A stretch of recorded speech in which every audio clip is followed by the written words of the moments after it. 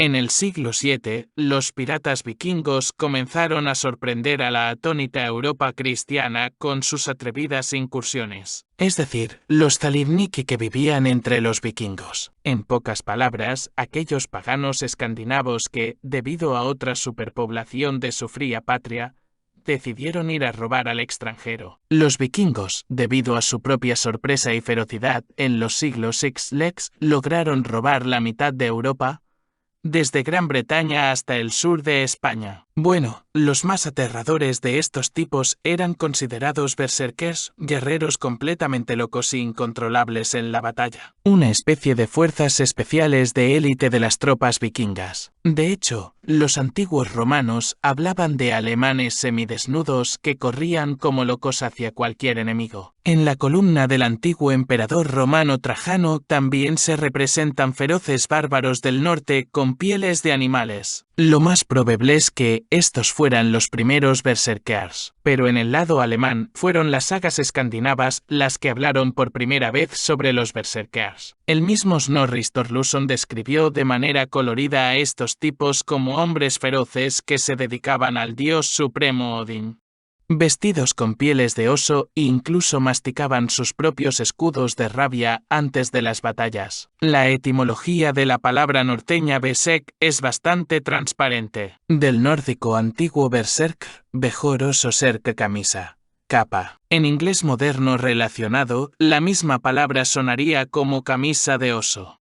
¿Qué otros tipos de berserkers existían? Por cierto, también había berserkers que vestían pieles de lobos asesinados. A esos tipos se les llamaba Ulvennars, traducido como cabeza de lobo. Se supone que existe un tercer tipo de berserkers, los llamados Hofurs, luchadores que iban a la batalla vestidos con pieles de jabalí y con cabezas de jabalí en sus cascos. Los berserkers, criados para la guerra, desde la más tierna infancia, se lanzaban a la batalla en las primeras filas, sin ninguna armadura de hierro, con garrotes y hachas o incluso simplemente piedras pesadas en manos poderosas. Los berserkers parecían no sentir ningún dolor, ni siquiera por las graves heridas de las lanzas. Con su indescriptible rabia y autosacrificio, a menudo decidían a favor de los vikingos el resultado de las batallas más aparentemente perdidas con un enemigo muchas veces superior en número. En las batallas, los berserkers solían hacer lo que los escandinavos llamaban la palabra berserkergang, es decir, corrieron a derecha e izquierda, sin distinguir realmente dónde estaban los suyos y dónde estaban los extraños. Por eso, en las batallas, el resto de vikingos intentaban mantenerse alejados de estos locos. Al mismo tiempo, los berserkers lucharon con un regimiento de vanguardia especial desde el comienzo de la batalla. El tren de combate no puede durar para siempre. Habiendo sentado las bases para la próxima victoria,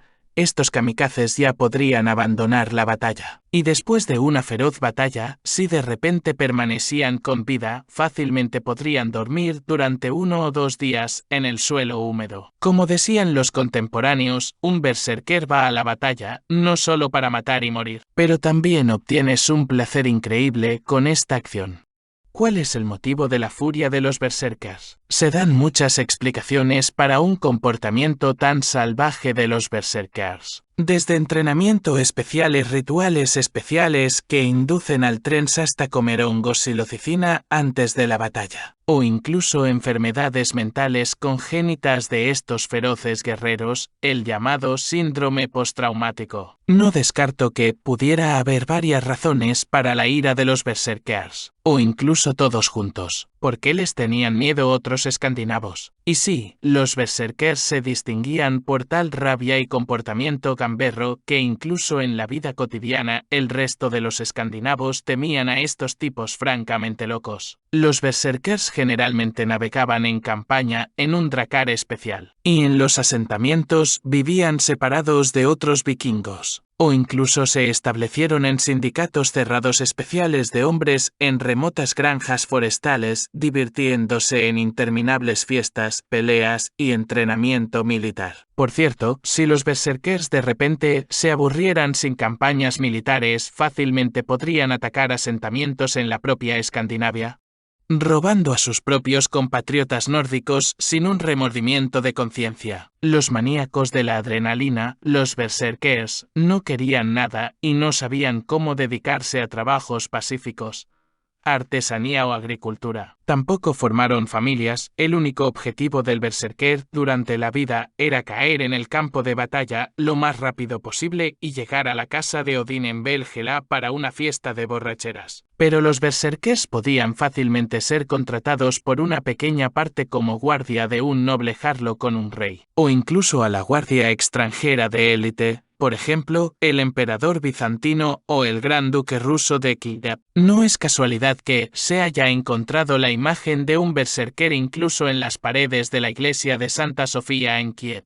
¿Qué pasó con los berserkers? Con la adopción definitiva del cristianismo por parte de los escandinavos en el siglo Xi, los berserkers finalmente resultaron ser una especie de bandidos forajidos. Los berserkers, estos novicios de Odín que antes eran considerados casi héroes nacionales, fueron expulsados para siempre de las aldeas por compatriotas bautizados o simplemente asesinados. Los pieles de oso supervivientes se unieron en bandas de renegados que fueron rápidamente destruidos por los reyes cristianos. El recuerdo de la antigua gloria de los berserkers permaneció solo en leyendas del norte, pero la palabra berserker en sí misma se convirtió para siempre en una palabra familiar.